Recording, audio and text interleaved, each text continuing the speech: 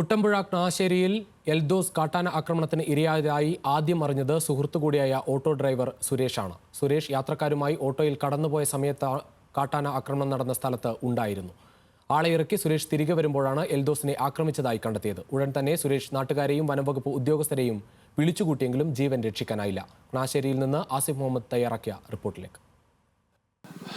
എൽദോസ് ഇന്നലെ കൊല്ലപ്പെട്ട അതേ സ്ഥലത്താണ് നമ്മൾ ഉള്ളത്. നമ്മളോടൊപ്പം ഉള്ളത് സുരേഷ് എന്ന് പറഞ്ഞ ചേട്ടനാണ്. ഈ സുരേഷ് എന്ന് പറഞ്ഞ ചേട്ടനാണ് ഇന്നലെ അതിനൊരു 5 മിനിറ്റ് മുമ്പാണ് ഈ വഴി ഓട്ടോയുമായി ഈ ചേട്ടൻ മുമ്പിലോട്ട് പോകുന്നത്. അതിനുശേഷം അവിടെ കൊണ്ട് ആളെ ഇറക്കി ഈ സുരേഷ് തിരിച്ചു വരുന്ന സമയത്ത് ഇവിടെ എൽദോസ് കാട്ടാനയുടെ ആക്രമണത്തിൽ കൊല്ലപ്പെടുകയും ചെയ്തിരുന്നു. ഇന്നലെ ഏത് സമയം എന്താണ് ചേട്ടാ ആ ഒരു സമയത്ത് സംഭവിച്ചത്? ചേട്ടൻ ആദ്യം ഒരു ഓട്ടോ എടുത്ത് പോവുകയായിരുന്നു. പോണതിൻ്റെ ഒരു 5 മിനിറ്റ് പുറകിലാണ് അവൻ വന്നത്. അവൻ സാധാരണ വന്നിട്ട് ഓട്ടോറിക്ഷ വിളിച്ച് വരാറില്ലേ. പക്ഷെ ഇന്നലെ എന്തോ ഓട്ടോറിക്ഷ വിളിക്കാണ്ട് അവൻ നേരെ നടന്നു പോന്നു. അതിൻ്റെ മുമ്പ് ഞാൻ പോയി കണ്ണെന്ന് പറഞ്ഞ ഒരു പയ്യനെ കൊണ്ടുപോയിട്ട് അവനെ വഴക്കും പറഞ്ഞ് വീട്ടിൽ കൊണ്ടുപോയിട്ടിട്ട് തിരിച്ചു വരുമ്പോൾ എൽദോസിനെ ആന ചവിട്ടിയിട്ട് ക്നാശ്ശേരി എന്ന് പറയുന്ന സ്ഥലത്തേക്ക് ആന റോട്ടിൽ തന്നെ വരുമായിരുന്നു. കണ്ടു കഴിഞ്ഞപ്പോൾ എനിക്കെന്തോ പന്തികേട് വന്ന് ഞാൻ തിരിച്ചു പോയി. സാധാരണ അങ്ങനെ പോകാറില്ല.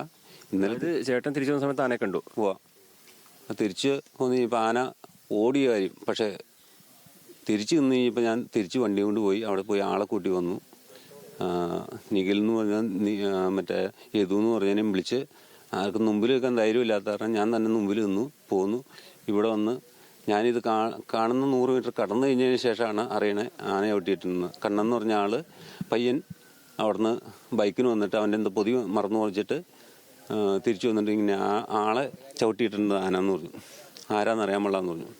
ഞാൻ നേരെ പോർഷാരെ അടുത്ത് ചെന്നു. പോർഷാര് കാര്യങ്ങൾ പറഞ്ഞു. അപ്പോൾ തന്നെ അവർ ഇവിടെ വന്ന് അന്വേഷിച്ചു. ഞാനപ്പോഴത്തേക്കും 14-ാം വാർഡിലെ മെമ്പർ പോയി വിളിച്ചു ഇവിടെ കൊണ്ടുവന്നു. അപ്പോൾ ആർക്കും ആളെ തിരിച്ചറിയാൻ പറ്റാത്ത കാരണം എൻ്റെ കൂടെ പഠിച്ച കാരണം എനിക്ക് മനസ്സിലായി എൽദോസാന്ന് മനസ്സിലായി. നിങ്ങൾ ഒരേ സമയത്ത് സ്കൂളിലുണ്ടായിരുന്ന ആളുകളാണല്ലേ? 8-ാം മൈലിൽ നിന്ന് സ്കൂളിലാണ് പഠിച്ചത് അവൻ. അതുകൊണ്ട് മാത്രമാണ് പെട്ടെന്ന് ആളെ തിരിച്ചറിയാൻ കഴിഞ്ഞത്. എനിക്ക് തോന്നുന്നു തീരെ തിരിച്ചറിയാൻ കഴിയാത്തൊരവസ്ഥയിലായിരുന്നല്ലേ? അതെ, തീർച്ചയായും. ഇന്നലെ സാധാരണ ചേട്ടൻ ആദ്യം ഓട്ടം കൊണ്ടുപോയ ആള് ഈ സെയിം വണ്ടിയിൽ വന്നതാണോ? അല്ലല്ല, അവൻ അവിടെ പൊതി മറിഞ്ഞത് പിന്നെ ഞാൻ ചീത്ത പറഞ്ഞ കാരണം അവൻ അവിടെ നിന്ന് ബൈക്ക് എടുത്തുകൊണ്ട് വന്നു. ഓക്കെ.